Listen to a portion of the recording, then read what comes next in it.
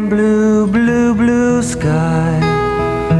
But as I walk under my feet, the pathway's turning to concrete. There where there was a tree, now's condos and electricity.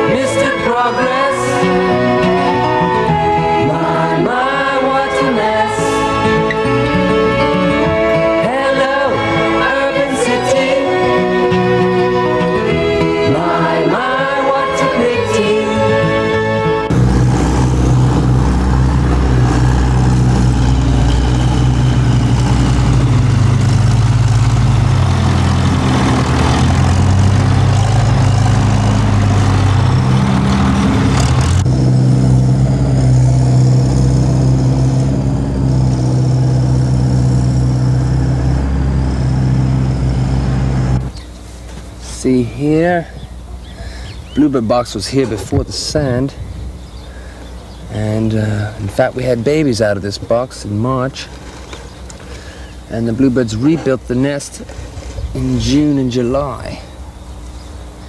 As you can see, that's a very nice bluebird nest. The setting, unfortunately, is not really conducive anymore to bluebirds. There where there was a tree, now's condos and electricity. It is said that the bluebird carries the earth on its breast and the sky on its back. There are three kinds of bluebirds native to continental North America, and one of these, the eastern bluebird, is also resident on Bermuda. Indeed, Bermuda is the only place outside of America and the only oceanic island in the world where the bluebird has ever been known to breed. Of all the New World songbirds, no other has provided so much poetic inspiration or become so favored as a garden bird. The bluebird combines a brilliantly hued plumage and delightful warbling song with a gentle and confiding disposition and a hearty appetite for all the noxious grubs and caterpillars that attack our vegetable gardens. How sad and ironic, then, that it has become threatened with extinction as a result of our own historic actions, and that its survival in future will now depend entirely on our whim. If happiness is a bluebird in the garden, and if we control its fate, then surely the bluebird has become the ultimate symbol of our environmental conscience. While the earliest published accounts of Bermuda do not mention the bluebird specifically, we must remember that the settlers were entering a totally new realm and would inevitably describe the new birds that they encountered by using the names of the most similar species at home. One account, in 1614, stated that the only birds that singeth in the daytime are robins and sparrows. Another referred specifically to a robin redbreast. We have only to look at a picture of the English robin to see why the comparison was so valid. The two species are in fact closely related and remarkably similar in appearance and habits.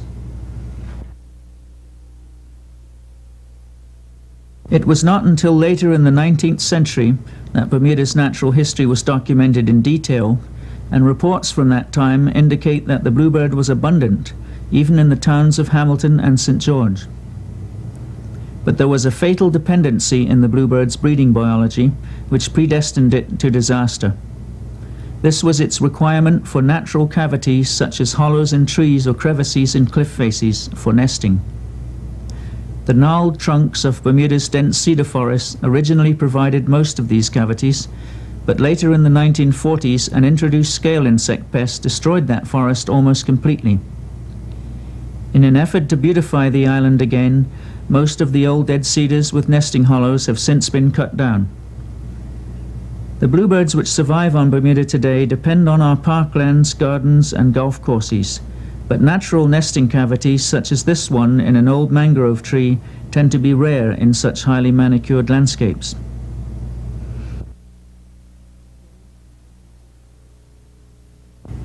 Today, it is only through the provision of artificial nesting boxes, built and installed by caring citizens, that the bluebird has any hope of surviving at all. The basic requirements for a bluebird box are a floor area of at least 4 inches square with drain holes, an entrance of 1.5 inches diameter, and a depth of at least 8 inches below the entrance hole. The entrance hole size is vitally important and must be no larger or smaller than the 1.5 inch diameter. A smaller hole would not allow the bluebird to enter. A larger hole allows entry by the aggressive starling, another cavity nesting bird which is a major threat to the bluebird's survival. Boxes should be painted on the outside to protect the wood from the elements, but a cryptic or pastel shade is preferable.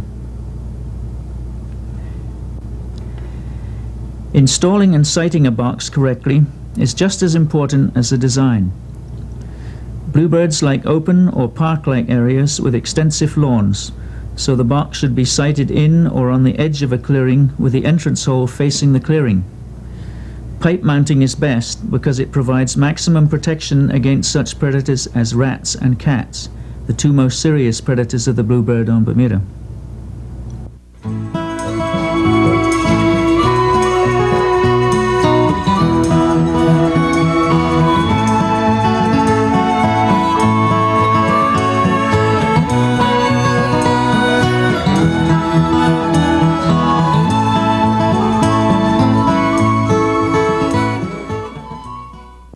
When a box is installed during the nesting season between March and August, it is not unusual for a bluebird pair to take possession within minutes. Indeed, bluebirds are so tame and trusting in nature that they will accept regular handling and examination of their nest site without the slightest effect on their nesting. There is nothing more satisfying than watching the successful growth and fledging of a family of bluebirds. But sadly, such successes are the exception rather than the norm today.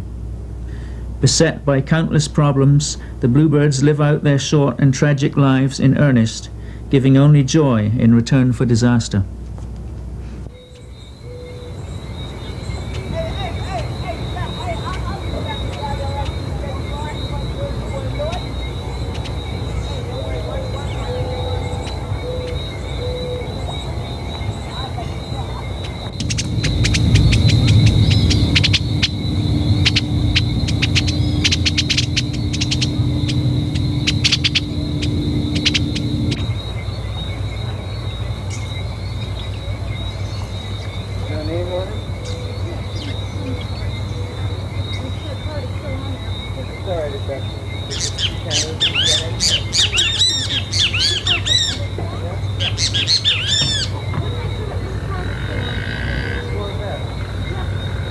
I see sparrows and starlings, kiskadees fill the air.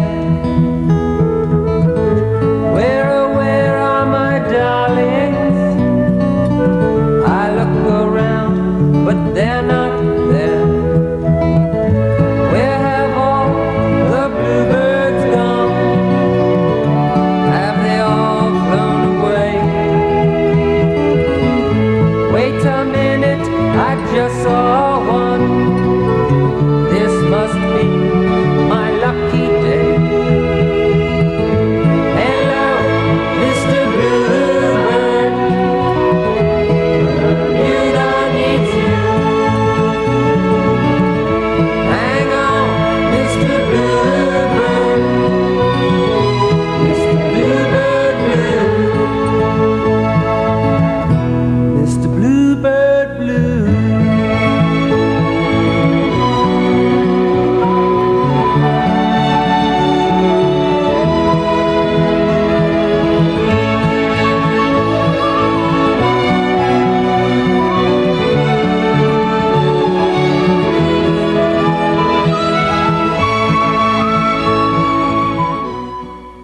Perhaps the most serious problem affecting the bluebird today is competition for food and nest sites with the abundant introduced sparrows and starlings. Sparrows were deliberately introduced to Bermuda in 1870 and had already evicted bluebirds from the towns by the turn of the century. Starlings colonized naturally from America in the early 1960s. As both species are cavity nesters and now very abundant, their competition for tree hollows became especially critical after the loss of the cedars. Nest in my months of March to June. March to June, March to June. They nest in months of March to June.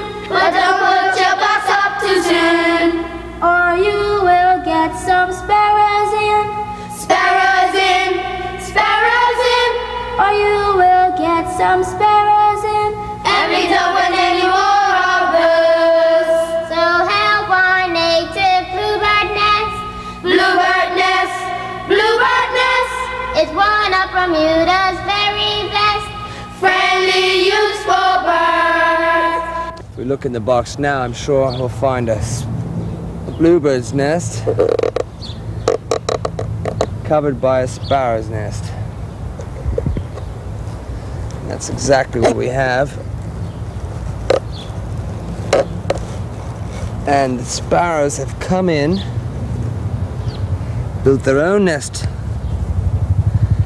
after having killed the bluebirds that were in there. You can see all the bluebird feathers here.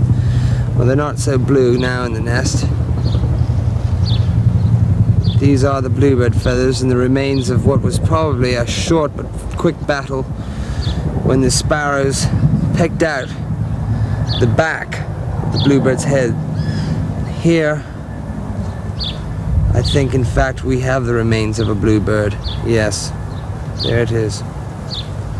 This is probably the mother bluebird, which was too big for the sparrows to pull out of the box. They pulled the babies out, but just went right ahead and built their nest on top of the remains of this bluebird here. This is a typical example of a bluebird chick that has been killed by sparrows. You see it's in the mid-fledge stage with perhaps another 2 or 3 days to go before it would have come out of the nest, wings nearly fledged. The sign of sparrow attack is always a very bloodied, matted effect on the feathers around the head. They fly into the box and just peck them around the head, and sometimes they can literally completely skin the head, defeather it totally, and peck the brains out and just pulverize the skull on a bluebird. And this is true of the adults as well. They can do that to the adults as well. You see the tail here just beginning to develop. The bird probably within about 3 days of fledging. And so often it is just at this critical stage, just in the last few days in the nest, when you think everything's going to be all right, that the sparrows will move in and get them. Sometimes it may be triggered by the death of one of the parent birds, so that the defense of the box is less and the chicks are in a weakened state, and the male or the female being killed, the other parent is not around the box sufficiently to defend it from the bluebird, from the sparrows, and to chase them off. But that's about as typical example as you'll find. No. At first glance, you can see that with the casuarina needles protruding from the bottom of this box, a bluebird nest is probably in there, as most bluebirds use casuarina needles, the dead ones, to make a nest. I know for a fact that the owner of this box has had a problem with sparrows moving in on the nest.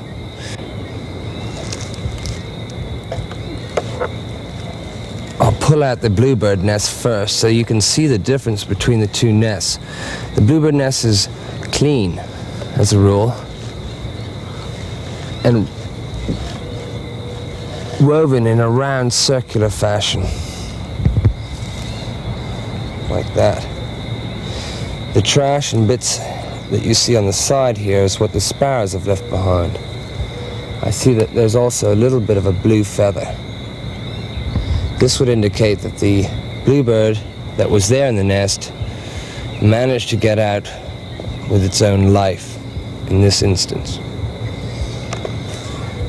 Here's the sparrow's nest, and as you can see, it's really one big mess. Duck feathers, and this is a sparrow's egg. In fact, we have a lot of sparrow's eggs here. 4. And had there been a dead baby below this, it wouldn't have made any difference at all. They would have killed a baby bluebird, even the mother if they had a chance, built their nest and laid their own eggs on top. Look at the garbage that a sparrow uses to make a nest. This is toilet paper here. Bits of toilet paper tissue. Cigarette papers usually you can find in a sparrow's nest. Basically, it's a hodgepodge of garbage. Hello, Mr. Bluebird. You don't need to hang on, Mr. Bluebird. Mr. Bluebird Blue. Mr. Bluebird Blue.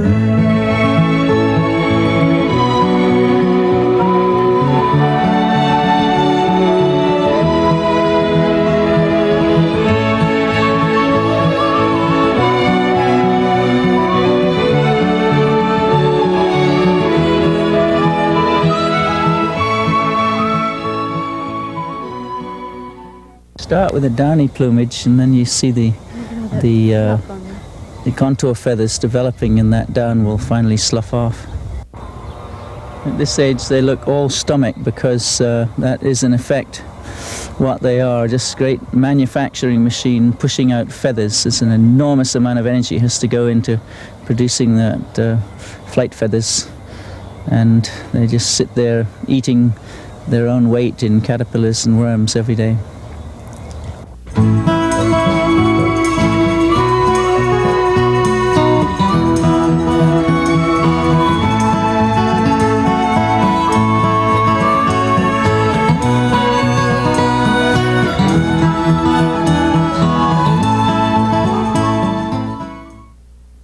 Cats pose an ever-present threat to bluebirds, particularly during the breeding season when the adults are working overtime to feed their young and become careless of their own safety. The inexperienced fledglings are even more vulnerable, especially just after they leave the nest. When a male bluebird is killed, the female is often able to attract another mate or to carry on feeding the young alone. But when a female is killed, the male almost invariably abandons within a day or so. This leaves us with little choice except to try and rear the baby bluebirds as orphans.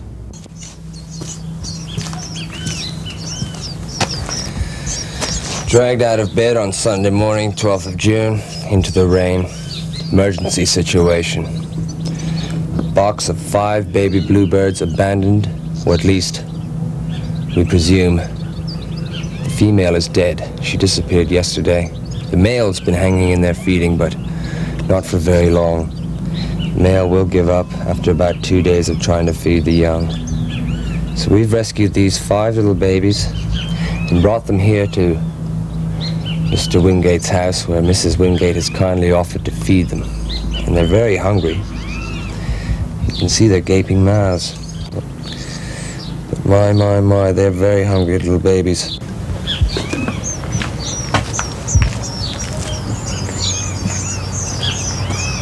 Hear them. They're very hungry. Fortunately, Mrs. Wingate has some dog food waiting for them.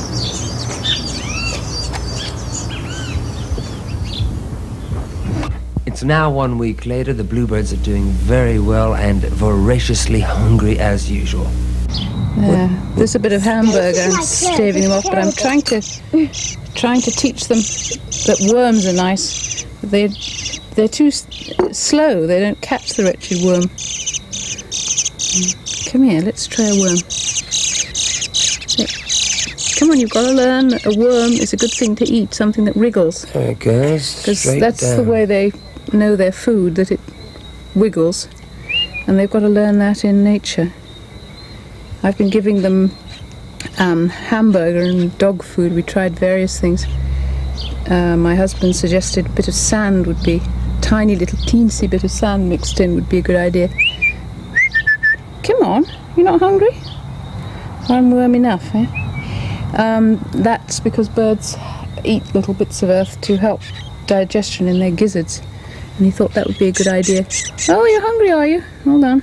Yeah, let's try you with a bit of hamburger. Do you find that some of the birds eat more than the others?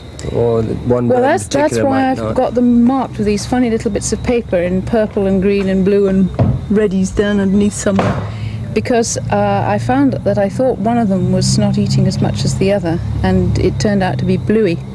That one day he was really looking rather sick, so I force-fed him, and he's come back all right now. He's quite good. How would you force-feed a young bird? Well, it's pretty difficult, but basically you got to get the beak open, and I find if you sort of run the spoon along the edge, hold the head very gently and firmly and run the spoon along the crack there. He's not needing force feeding now.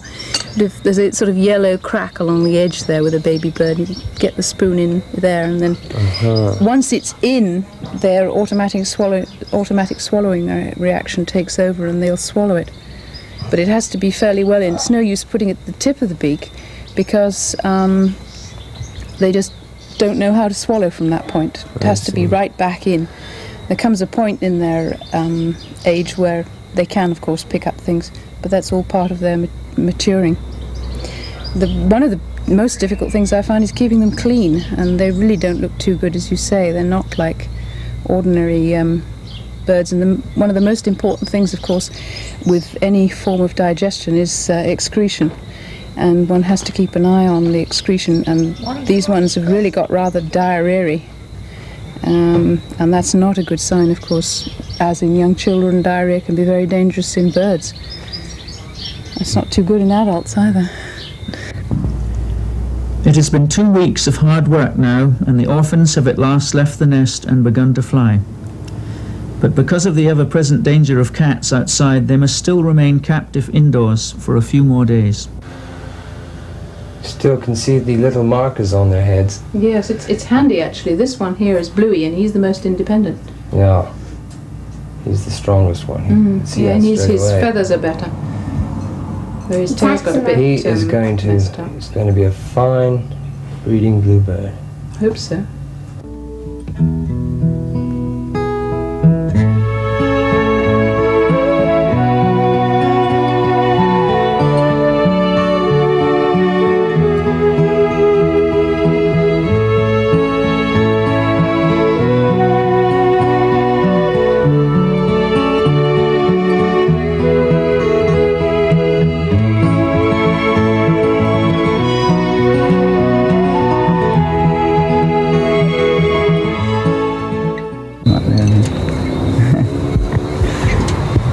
Outside world. It is a moment of agonizing anxiety for us. Perhaps after all we would be wiser not to introduce him to the late 20th century all at once. A decision is made to release Bluey on the Nonsuch Island Sanctuary in the remote seclusion of Castle Harbour.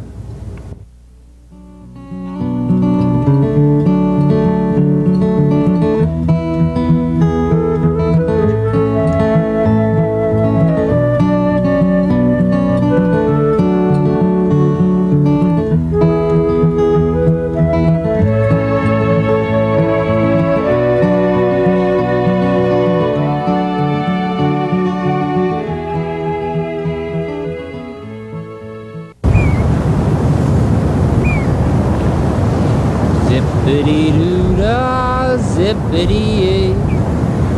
My, oh my, what a wonderful day. Plenty of sunshine heading my way. Zippity-doo-dah, zippity-yay. Is there really any future for Bluey and his kind? Sure, we can supply nest boxes, and maybe one day we will even find a solution to the sparrow problem. But in the final analysis, it is what we do to the land itself that will become the ultimate deciding factor. More than anything else, bluebirds need open space, and open space is fast becoming our scarcest resource. Every year, 50 acres of green grass are converted to tarmac and concrete, and 15 pairs of bluebirds lose their homes. Ornithologists have now determined that when the housing density rises above 2 per acre, the bluebird can no longer survive. Will man inherit the earth only to find that he has gained nothing?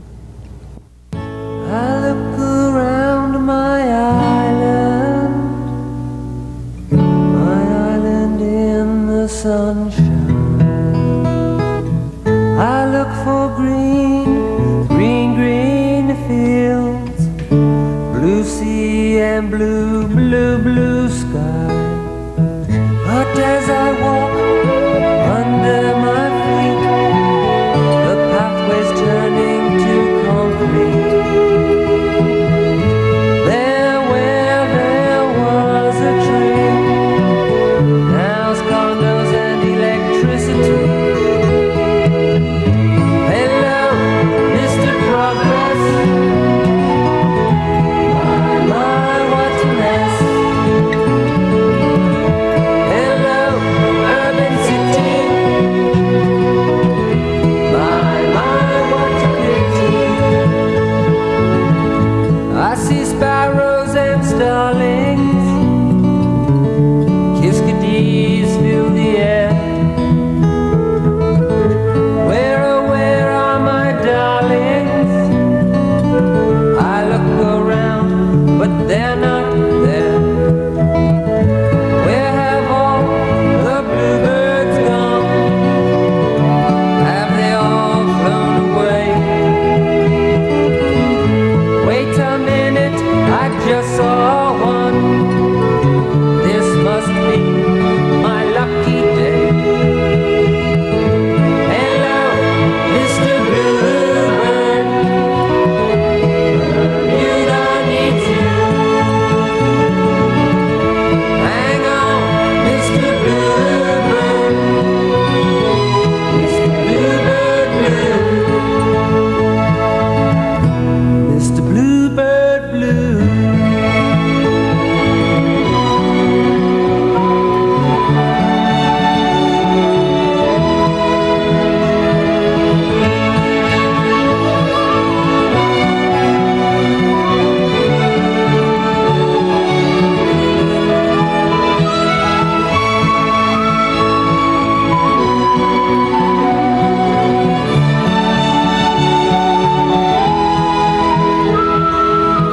I look around this island, this little pearl in the sea, thinking back to yesteryear. This little pearl was an emerald green. We can't bring back those good old days, but plan our future in better ways. Hello, Mr. Progress. My, what a mess. Hello, urban city. My, what a pity. Mr. Bluebird, don't fly away. Bermuda needs you. Hang on, Mr. Bluebird. Mr. Bluebird Blue. Mr. Bluebird Blue. Mr. Bluebird Blue.